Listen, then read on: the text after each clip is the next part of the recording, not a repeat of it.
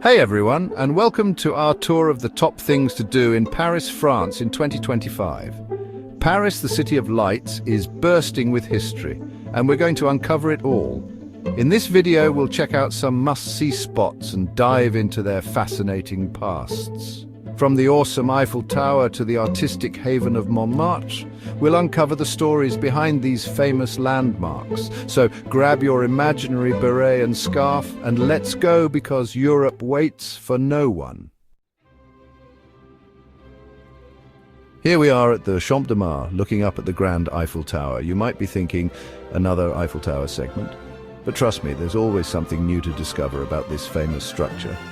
Built for the 1889 World's Fair, the tower showed off France's industrial skills and the brilliance of its designer, Gustave Eiffel. Can you believe that at the time this iron giant was taller than anything else built by humans? Many Parisians actually hated it at first, saying it looked like a giant factory chimney. They even signed petitions to tear it down. But over time, the Eiffel Tower went from being controversial to the very symbol of Paris. Today, it represents ingenuity, human ambition, and is a must-see for any first-time visitor to Paris. We're taking a stroll along the Seine River and look across the way, the Louvre Museum.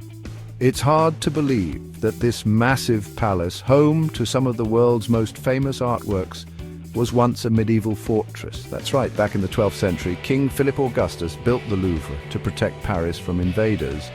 Over time, it went from being a fortress to a fancy royal home. It wasn't until the French Revolution in 1793 that the Louvre opened to the public as a museum. The revolutionaries believed that everyone should enjoy art, not just the wealthy. And boy, are we glad they did. Today, the Louvre has a collection spanning centuries and continents, from the mysterious smile of the Mona Lisa to the winged victory of Samothrace. Here we are in front of Notre Dame, its two towers reaching for the sky. This masterpiece of French Gothic architecture has seen centuries of history unfold beneath its impressive ceilings. Construction started way back in the 12th century and took almost 200 years to finish. Imagine the dedication and skill that went into every stone carving, every stained glass window. And speaking of stained glass, the rose windows here at Notre Dame are truly amazing. The way the light shines through the colorful glass, filling the inside with a magical glow, it's just breathtaking. Of course, we can't forget the terrible fire in 2019. It was heartbreaking to see this iconic landmark in flames.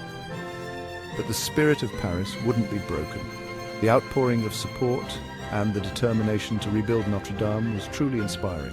The restoration is going strong, and soon this symbol of faith and resilience will once again grace the heart of Paris. Ah, Montmartre. This charming neighborhood sits on a hill like a small town within the city. It's a place to escape the city noise and step back in time to the Belle Époque, when artists like Picasso, Monet, and Renoir walked these cobblestone streets. In the late 1800s and early 1900s, Montmartre was a bohemian paradise. Artists came here for the cheap rent, the lively atmosphere, and the chance to be part of a thriving artistic community. You can still feel that creative energy today as you wander through the Place du Tertre, where artists set up their easels and paint the spirit of Montmartre. And then there's the Sacré-Cœur Basilica, its white domes shining against the blue sky. This stunning basilica, built in the late 19th century, offers amazing views of the city. Whether you climb the steps or take the funicular up, the view from the top is simply breathtaking. We're strolling down the Champs-Élysées, probably the most famous avenue in the world. This grand boulevard stretching from the Place de la Concorde to the Arc de Triomphe is a feast for the senses.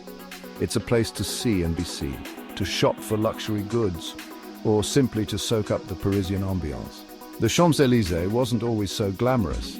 Back in the 17th century, this was nothing more than a swampy area outside the city walls. But thanks to landscape architect André Lenotre, it was transformed into a grand promenade fit for a king. Today, the Champs-Élysées represents Paris itself. You'll find everything here, from high-end boutiques and flagship stores to historic theatres and grand cafes.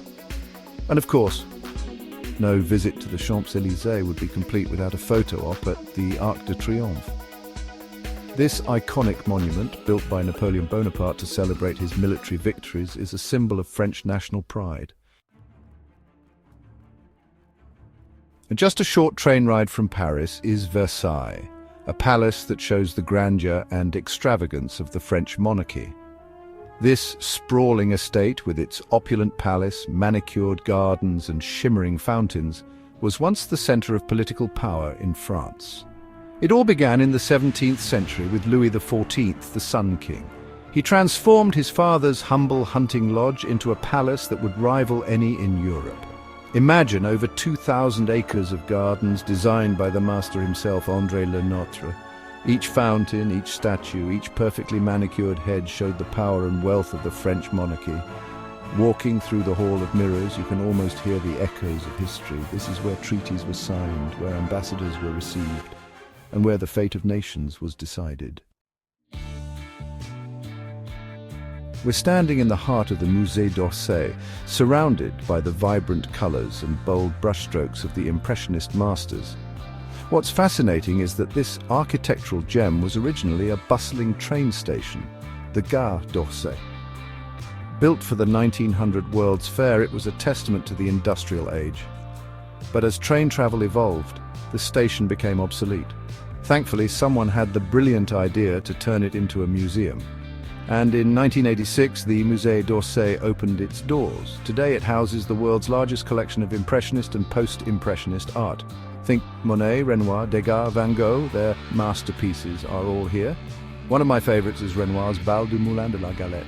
This painting, with its dappled light and joyous atmosphere, captures the essence of Parisian life in the late 19th century. Tucked away on the Ile de la Cité, just steps from Notre Dame, is Sainte-Chapelle, a hidden gem that will take your breath away. This stunning chapel, with its soaring stained glass windows, is a masterpiece of Gothic architecture. It was built in the 13th century by King Louis IX to house his collection of sacred relics, including what was believed to be the crown of thorns. But the real treasures here are the stained glass windows. These towering windows, covering over 6,400 square feet, depict scenes from the Bible, bathing the chapel in a kaleidoscope of colors. The light streaming through the stained glass creates an ethereal atmosphere, transporting you back to medieval times. As you stand here surrounded by the beauty of Sainte-Chapelle, it's hard not to feel a sense of awe and wonder. We're taking a break from the city buzz in the peaceful Luxembourg Gardens. These gardens, spanning over 60 acres in the heart of Paris, are a beloved escape for locals and tourists alike. They were created in the 17th century because Marie de Medici, the widow of King Henry IV, wanted them. She wanted a palace and gardens that reminded her of her hometown, Florence, and the result is a beautiful blend of French and Italian styles. The gardens are a treat for the senses, with their manicured lawns, colorful flower beds, and splashing fountains. You'll find people picnicking on the grass, children sailing toy boats in the pond, and couples stealing kisses beneath the shade of chestnut trees. It's a perfect place to relax, recharge, and soak up the Parisian ambience. As the sun sets, casting a warm glow over the city, we're going on a cruise along the Seine River. There's something truly magical about experiencing Paris from the water. The Seine, which flows through the heart of the city, has inspired artists and poets for centuries. As we glide along the river, we're treated to breathtaking views of some of Paris's most iconic landmarks.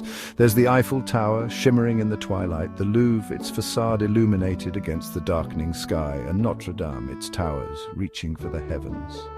A Seine River cruise is the perfect way to end a day of exploring Paris. It's a chance to relax, think about the day's adventures, and appreciate the beauty of this enchanting city from a different perspective. Thanks for joining us on this journey through Paris. We hope you enjoyed learning about these incredible places and their rich histories.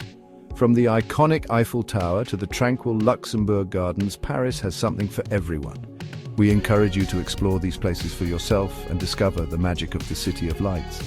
Don't forget to like, subscribe, and share for more travel guides and tips.